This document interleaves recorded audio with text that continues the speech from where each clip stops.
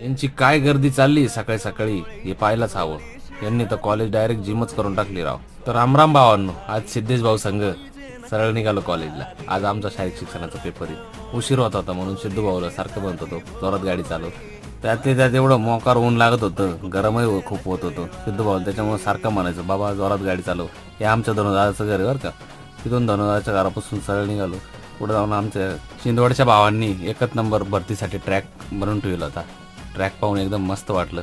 हे शिंदवड गावातून निघालो सरळ. मग चिक्कूच्या बागाला रामराम करून सरळ खेडगावमध्ये आलो. खेडगावला राम मंदिराचं दर्शन घेतलं. म्हटलं चला आता कॉलेजला. मग काय सरळ कॉलेजकडे निघालो. कॉलेजवर आलो. कॉलेजवर कोणी काही येईल नव्हतं म्हणून भावाला म्हटलं पुढे जाऊन तो पाय. मग त्याच्या मागून मी आलो. मग आपला भाऊ भेटला आपल्याला, प्रवीण भाऊ संग लगेच वरती आलो. हे आमचे सगळे कॉलेजचे मित्र बरं का भावांनो. मग या बाकीच्या भावांची टेस्ट सुरू होती. तेवढ्यात ते भाऊ डिप्स सुरू झाले भावांचे.